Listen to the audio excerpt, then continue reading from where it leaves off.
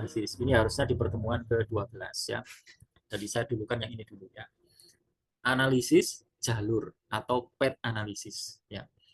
Nah, kenapa path analisis ini saya masukkan juga dalam pokok bahasan analisis regresi? Karena sebenarnya analisis jalur ini ya serupa saja ya, serupa dengan analisis regresi ya. Hanya ini kasus khusus yaitu ketika nanti melibatkan pengaruh langsung dan pengaruh tidak langsung. Gambarannya begini ya. Gambarnya begini. Contohnya.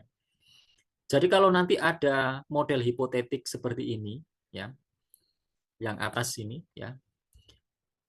AM itu adalah achievement motivation ya, motivasi berprestasi.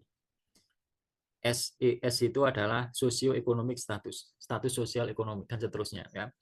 GPA itu sama dengan IPK ya, grade point average. Jadi kalau ada model hipotetik seperti ini ya, bahwa SES itu berpengaruh langsung terhadap apa ini? Punya pengaruh langsung, diduga dia berpengaruh langsung terhadap motivasi berprestasi seseorang. Begitu juga dengan IQ, dia diduga berpengaruh langsung terhadap motivasi berprestasi seseorang. Misalnya begini ya, ini hanya dugaan ya. Jadi SES itu berpengaruh langsung terhadap AM. AM berpengaruh langsung terhadap GPA. SES dia juga berpengaruh langsung terhadap GPA. Jadi maksudnya adalah SES itu diduga berpengaruh langsung dan juga diduga berpengaruh secara tidak langsung, begitu ya. Tidak langsung itu melalui ini ya. Jadi kalau SES-nya bagus, mendukung, maka itu akan mendukung AM-nya. Kalau AM-nya mendukung, maka nanti bisa mendukung GPA-nya. Berarti ini diduga berpengaruh langsung maupun secara tidak langsung. Nah, karena model ini melibatkan pengaruh langsung dan pengaruh tidak langsung, ya, bandingkan dengan ketika kemarin kita membahas analisis regresi ganda. Gambarnya nggak begini, tapi misalnya begini nih, yang ini nih.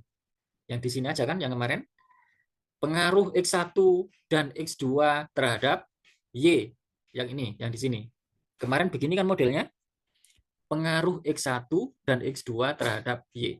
Jadi X1 dan X2 itu dua-duanya ya, masing-masing itu berpengaruh secara apa ini? Langsung apa tidak langsung? Langsung, Bapak. Langsung. Ya, langsung ya. Nah, gambar yang ini yang bawah sebelah kanan ini SES, AM dan IQ itu juga diduga berpengaruh langsung terhadap GPA ya. Jadi kalau model ini lalu digabung ya, kita lalu menduga gabungannya itu seperti ini. Berarti dalam model yang lebih kompleks ini melibatkan pengaruh langsung dan tidak langsung, maka nanti cara menganalisisnya itu menggunakan analisis jalur. Jadi sebenarnya sama dengan analisis regresi. Jadi kalau kita ingin mengestimasi hubungan ini, maka ini dipecah-pecah gitu ya. Jadi gambar yang di atas ini, kalau dipecah, bisa dipecah menjadi dua. Yaitu yang pertama yang ini, sebelah kiri ini, yang kedua sebelah kanan ini. Yang kalau digabung menjadi seperti yang di atas ini. Jadi cara mengestimasi koefisien regresinya, kalau gambarnya seperti ini, ya, ini bisa kita sebut sebagai variabel y-nya itu ada dua. Ya, jadi y1-nya itu ini sebagai y1, ini sebagai y2. Ya. Kenapa yang di sini kita sebut, kita tulis ini adalah y, bukan x, ya. Atau ini kita sebut sebagai variabel dependent, bukan independent, karena dia dipengaruhi oleh variabel yang lain, yaitu SES dan IQ. Berarti ini kita sebut variabel dependent, yang ini juga dependent, adapun yang ini independent, ini independent. Nah, kalau variabel dependentnya ada dua, maka pasti nanti mengurainya menjadi dua kali regresi. Nah, begitu ya. Kalau dalam model yang kompleks itu memuat tiga variabel dependent atau 3Y, berarti pasti kalau dipecah-pecah menjadi 3 kali regresi. Terbayang kawan-kawan? Terbayang ya? Halo? Kebayang, Pak. Jadi untuk mengestimasi ini, saya 2 kali regresi. Diregresikan yang pertama, ya. Hasilnya begini, diregresikan pertama itu. Ya. Jadi ini hasil regresi yang pertama. Jadi koefisien ininya ya Dan yang ini, ternyata yang ini tidak signifikan nih. Karena nilai signya itu tidak lebih kecil dari 0,05 ya. Ternyata koefisien regresi yang ini ya, koefisien jalur ya. Jadi 0,041 dan itu ternyata tidak signifikan. Tapi yang ini signifikan. Jadi pengaruh IQ terhadap AM ini sebesar ini ya. Dan itu tidak signifikan secara statistik karena nilai signya ini lebih besar dari 0,05. Adapun pengaruh SES terhadap AM ini signifikan. Jadi regresi yang pertama hasilnya begini. Regresi yang kedua hasilnya begini. Yang ini tidak signifikan ternyata. Jadi SES ke GPA ini nggak signifikan karena ini angkanya lebih besar dari 0,0.